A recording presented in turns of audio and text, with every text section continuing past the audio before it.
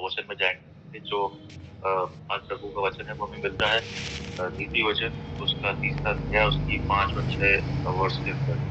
यहाँ ऐसा लिखा हुआ है कि तू अपनी समझ का सहारा न लेना, वरन संपूर्ण मन से यहोवा का भरोसा रखना, उसी को स्मरण करके सारे काम करना, तब वह तेरे लिए ठीका मार्ग निकालेगा। तो जो आज का टॉपिक ये है वो ऐसा है कि तू अपनी समझ का सहारा न लेना, वरन संपूर्ण मन से यहोवा का भरोसा रखना। अ, अगर हम इस वर्ड्स को हमारे जीवन में कनेक्ट करते हैं तो वो ऐसा कनेक्ट कर सकते हैं कि जब हमारा जीवन या हमारे जीवन में कोई ऐसी समस्या या परेशानी चल रही है और जब हम अंधकार में हैं, हमें कुछ नहीं दिख रहा है और हम अपने आप को अकेला फील कर रहे हैं, हम ऐसा चाहते हैं कि प्रभु हमसे बात करे। और जब हमसे प्रभु बात करता है या तो किसी स्वप्न में बात करता है हमसे या कभी हम वचन पढ़ रहे हैं तो वचन के अंदर वो हमसे बात करता है कि हम अपनी जो भी प्रार्थना का पॉइंट है, हमारे जो भी चाह रहे हैं वो उससे प्रभु बात करें। किसी प्रभु के अभिषेक दास के द्वारा, किसी पास्टर के द्वारा जब प्रभु हमारे जीवन में भविष्यवाणियां तो वर्ड बुलवाता है तो हम उसको सुनकर आनंदित होते हैं और हम ऐसा सोचने लगते हैं कि हमारे जीवन में बस ये अभी पूरा हो जाए। लेकिन प्रभु का जो समय है, जो गॉड्स टाइम है वो बहुत डिफरेंट है हमारे सोचने से और हमारे समय जो हम लेके चलते हैं उससे गॉड का टाइम बहुत अलग है।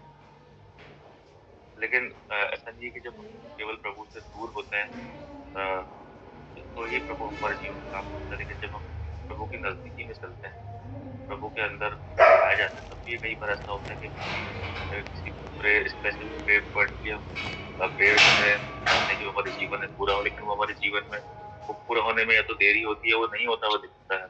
भले हम प्रभु से रोज प्रार्थना करते हैं एक ही पॉइंट के लिए, उसकी हम हुजूरी में डेली आ रहे हैं, उससे रोज प्रार्थना कर रहे हैं, बात करके किसी स्पेसिफिक प्रेयर पॉइंट के लिए जो हमारे जीवन में जिंदगी बहुत ज्यादा जरूरी है, लेकिन वो हमारे जीवन में उस समय नहीं हो रहा है। लेकिन अगर प्रभु ने उस पर्टिकुलर किसी चीज के लिए बस आशीष की प्रभु ने हमें उस भविष्यवाणी के द्वारा या किसी वचन के द्वारा हमें बोल दिया कि तुम्हारे जीवन में पूरा होगा, तो निश्चय है कि वो हमारे जीवन में पूरा होगा, क्योंकि प्रभु के वादे कभी भी झूठे नहीं होते। हमारे जीवन में कभी प्रोफेसी कभी डिले होती है, देखते हैं कि किसी पास्ट ने हमारे जीवन की प्रोफेसी करी है तो हम उस टाइम बहुत हर्ष और बहुत आनंदित हो जाते हैं और हमारा जो भी दुख होता है वो जाता रहता है। लेकिन जब जैसे जैसे उसको प्रोफेसी के पूरे होने में टाइम लगता है तो हम अपना भरोसा जो है प्रभु के ऊपर वो लूज करने लगते हैं। ये बहुत एक कॉमन सी बात है, देखा गया है, अक्सर सबके जीवन में होता है। और जैसे जैसे समय जाता जाता है, उस प्रोफेसी को हुए टाइम होता जाता है, तो हम अपने बुद्धि के अनुसार एक्ट करना चालू कर देते हैं। हम जो प्रभु ने हमसे बोला था उसको हम सेकेंडरी कर देते हैं, लेकिन जो हमें करना है वो हम अपने हिसाब से करना चालू करते हैं। जो हमारे लिए प्रभु ने रखा है वो बेस्ट रखा है, लेकिन हम अपने हाथों में चीजों को लेके उसको बिगाड़ने की कोशिश करते हैं। जैसे हम एक एग्जाम्पल लेते हैं यहाँ पर आज बाइबल से, जो पाया जाता है जेनेसिस उत्पत्ति उसकी 15 से उसके चैप्टर के 4 में। यहाँ पर अब्राहम का जिक्र किया गया है। अब्राहम को अब्राहम एक बहुत आशीष व्यक्ति था, बहुत हार्टी व्यक्ति था और विश्वास का पिता कहा जाता है उसको। और जब उसके जीवन में लेकिन एक स्थिति थी, उसके पास कोई संतान नहीं था। अब्राहम और सारा के पास में कोई संतान नहीं थी और वो दोनों बहुत बूढ़े हो चुके थे। और हम देखते हैं जेनेसिस उसके 15 उसके 4 वर्ष में कि जब यहोवा यहोवा का ये वचन उसके पास पहुंचता है, जहाँ ऐसा लिखा हुआ है, तब यहोवा का ये वचन उसके पास पहुंचता है कि यह तेरा वारिस ना होगा, यह तेरा वारिस ना होगा, तेरा जो निष्पुत्र होगा वही तेरा वारिस होगा। और उसने उसको बाहर ले जाके कहा, आकाश की ओर दृष्टि करके तारागण को गिन, क्या तू गिन सकता है? फिर उसने कहा तेरा वंश ऐसा ही होगा। तो प्रभु ने अब्राहम के साथ ऐसी वाचा बांधी थी कि मैं तुझसे एक ऐसी जाति उत्पन्न करूंगा और तू जातियों का पिता कहलाएगा। और उसको बाहर ले जाके बोला कि तू आकाश के तारागण गिन सकता है क्या? तो उसने बोला नहीं। तो उसने बोला कि मैं तेरी पीढ़ी को इतना बढ़ा दूंगा कि तू उनको गिन नहीं सकता, कोई उनको गिन नहीं सकता। तो उसने बोला प्रभु मैं तो अब बहुत बूढ़ा हो गया हूँ और पॉसिबल नहीं है चीजें। लेकिन जिस दृष्टि से प्रभु देखता है और जिस दृष्टि लोग देखते हैं, उन दोनों में बहुत ज़मीन आसमान का फ़र्क है। प्रभु ने आशीष दी थी कि मैं तेरे वंश को आकाश के तारागण और बालू के कणों के समान बढ़ा दूँगा। ये बात प्रभु ने मुझसे बोली और जब हम जानते हैं कि अब्राहम को 25 साल वेट करना पड़ा था और जब वो 99 साल का हुआ, 100 साल का हुआ, तब उसके इसहाक इसहाक उत्पन्न हुआ था उसके। लेकिन इस इन 25 सालों के अंदर जब उन्होंने अपने जीवन में देखा कि ये चीज़ें पूरी नहीं हो रही, तो सारा ने उससे बोला कि तू मेरी दादी हाजिरा के पास जा और अपने लिए संतान उत्पन्न कर। तो उनको ऐसा लगा, जबकि वो प्रभु के इतनी नज़दीकी में रहने वाला व्यक्ति था, तब भी उसने एक बार प्रभु की आवाज़ को नहीं सुनते हुए उन लोगों ने अपनी इच्छा को पूरा किया और उन्होंने अपने अकॉर्डिंग एक्ट किया। और जैसा आज का जो टॉपिक है कि तू अपनी समझ का सहारा ना लेना वरन संपूर्ण मन से यहोवा पर भरोसा रख। अब्राहम ने भी अपने समझ का सहारा लिया, सारा और अब्राहम ने, और उसने अपने लिए इस्माइल को उत्पन्न कर लिया।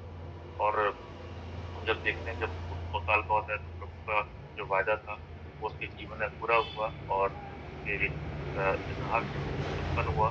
और जो उनको बहुत एक ऐसी बात दिख रही थी जो पूरी नहीं हो सकती थी, साइंटिफिकली भी देखें तो दोनों माता-पिता बनने के योग्य नहीं थे। लेकिन जो प्रभु ने एक बार हमसे वाचा बाँध दी, तो वो हमारे लिए वो जीवन में पूरी करके रखता है।